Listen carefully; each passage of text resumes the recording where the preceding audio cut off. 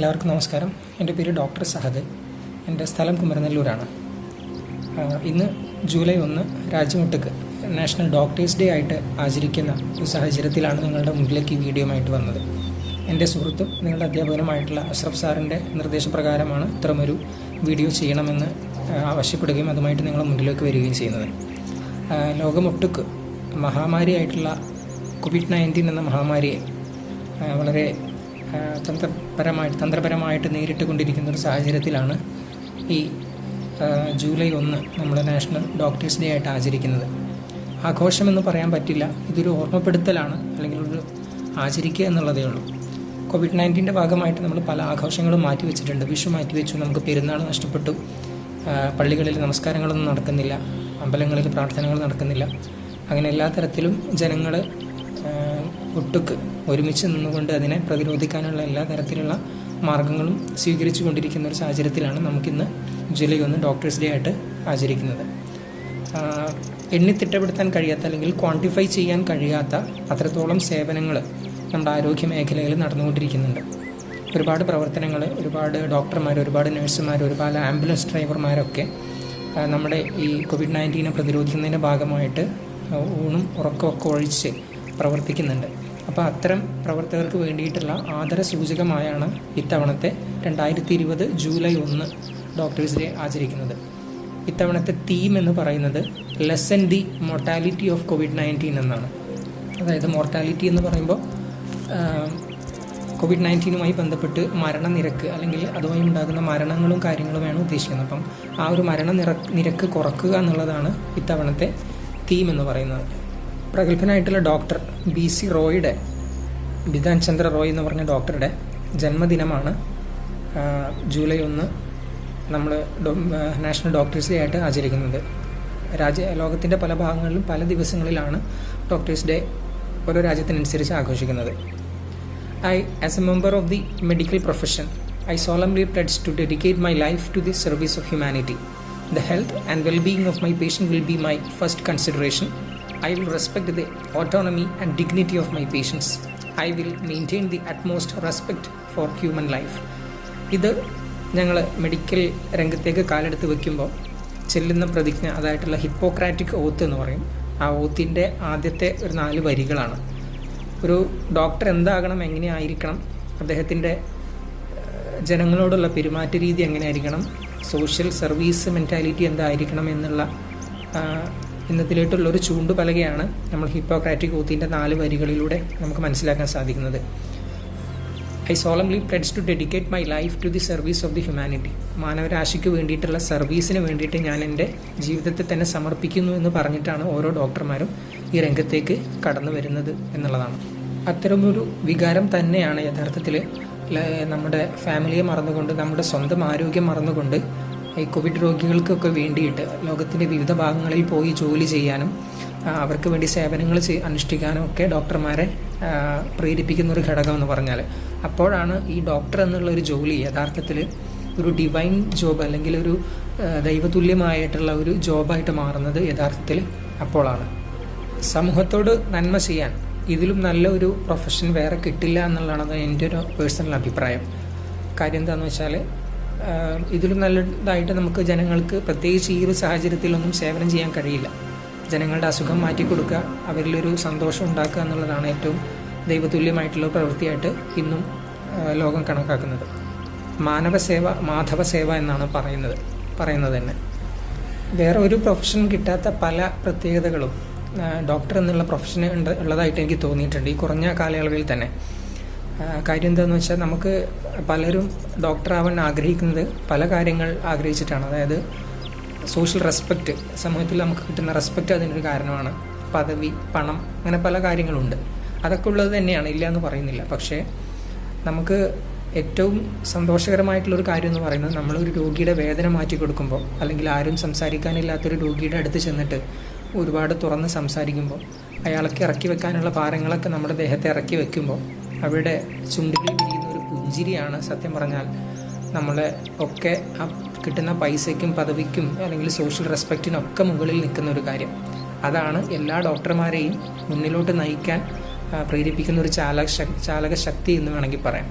ഓരോ ഡോക്ടർമാരും ഒരുപാട് കഷ്ടനഷ്ടങ്ങൾ സഹിച്ചിട്ട് തന്നെയാണ് ഡോക്ടർമാരാവുന്നത്, അല്ലെങ്കിൽ നല്ല ഡോക്ടർമാർ പേരെടുക്കുന്നത്.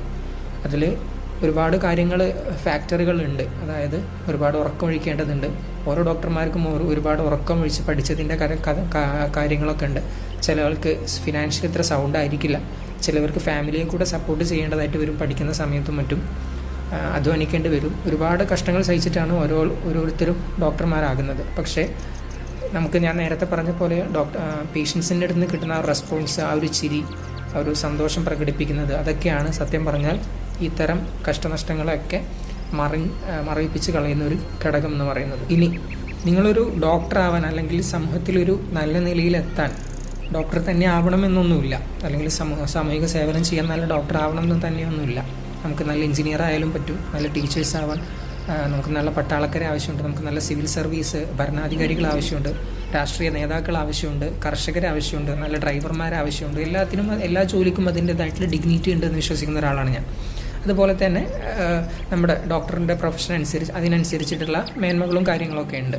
അപ്പോൾ നിങ്ങളൊരു യഥാർത്ഥത്തിൽ ഒരു ഡോക്ടർ ആവാൻ ആഗ്രഹിക്കുന്നുണ്ടെങ്കിൽ നമുക്ക് ഈ പറഞ്ഞ കാര്യങ്ങളൊക്കെ വരും. അതായത് സോഷ്യൽ റെസ്പെക്റ്റ് കിട്ടും, പണം കിട്ടും, പൈസ കിട്ടും, പദവി കിട്ടും, നാട്ടിൽ നല്ലൊരു നിലയും വിലയും കാര്യങ്ങളൊക്കെ ഉണ്ടാകും. പക്ഷെ അതിലൊക്കെ ഉപരിയായിട്ട് നമുക്ക് നന്നായിട്ട് സേവനം ചെയ്യാൻ കഴിയുന്ന ഒരു മേഖലയാണ് ഇത്.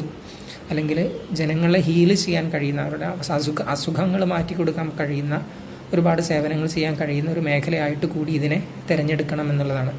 പ്രത്യേകിച്ചും നമ്മൾ ഈ മഹാമാരിയുടെ കാലഘട്ടത്തിലും മറ്റുമൊക്കെ ആയിട്ട്. ഡോക്ടർ എന്ന പദത്തിനർത്ഥം ടീച്ചർ എന്നു കൂടിയാണ്.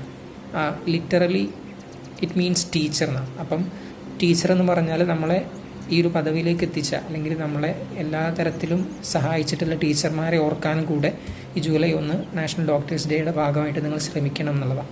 നമ്മൾ ഇരുട്ടിൽ തപ്പിത്തടയാതെ, എവിടെയും മുടക്കി വീഴാതെ നടക്കാൻ മുന്നിൽ വെളിച്ചമായിട്ട് നടന്നിട്ടുള്ള ടീച്ചേഴ്സിനെ എല്ലാവരെയും നിങ്ങൾ ഈ സമയത്ത് ഓർക്കണം. അവർക്ക് ആശംസകൾ കൈമാറണം. അവരെവിടെയെങ്കിലൊക്കെ വെച്ച് കാണുമ്പോൾ ചെന്ന് സംസാരിക്കണം. ഞാനൊരു ഡോക്ടറായി എന്ന് ഞാൻ അഭിമാനം കൊള്ളുമ്പോൾ തന്നെ എന്നെ ഡോക്ടറാക്കി എന്നുള്ള അഭിമാനം എൻ്റെ ടീച്ചർമാർക്ക് കൂടി ഉണ്ടാവും യഥാർത്ഥത്തിൽ. അപ്പോൾ അതാണ് ആ ഒരു പ്രൊഫഷൻ്റെ ഗുണം എന്ന് പറയുന്നത്. അപ്പം അവരോടുള്ള ബഹുമാനിക്കാനും അവരോടുള്ള പ്രതിബദ്ധതകൾ നിറവേറ്റാനും ഒക്കെ ഈ അവസരത്തിൽ നിങ്ങൾക്ക് കഴിയട്ടെ എന്ന് ഒരിക്കൽ കൂടി ആശംസിക്കുകയാണ്. ഒരു ഡോക്ടറാവാൻ ഒരുപാട് ബുദ്ധിമുട്ടുകൾ അനുഭവിക്കേണ്ടതുണ്ട്, ശരിയാണ്. ഒരുപാട് പഠിക്കേണ്ടതുണ്ട്.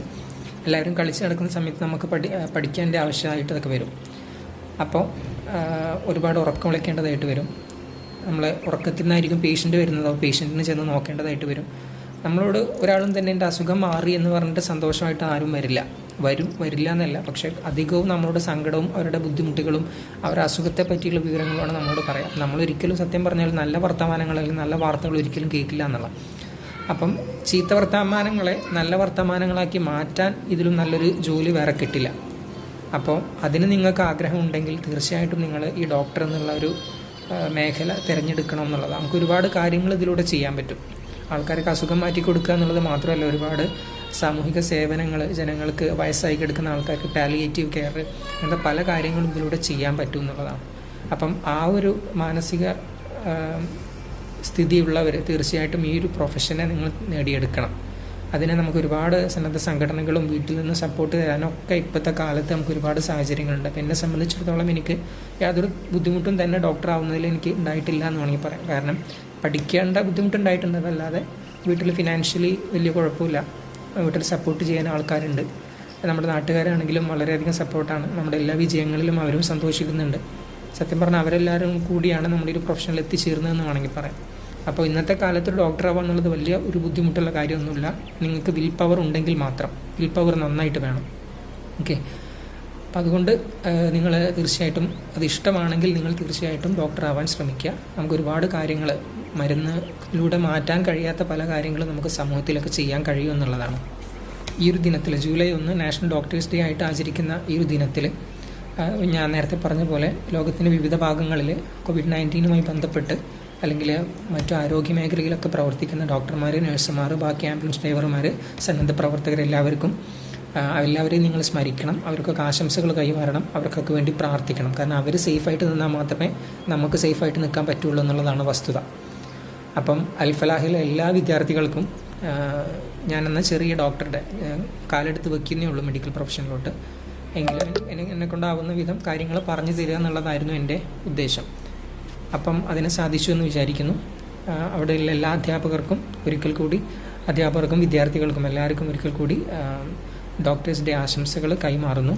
അതോടുകൂടി നിർത്തുന്നു. നന്ദി, നമസ്കാരം.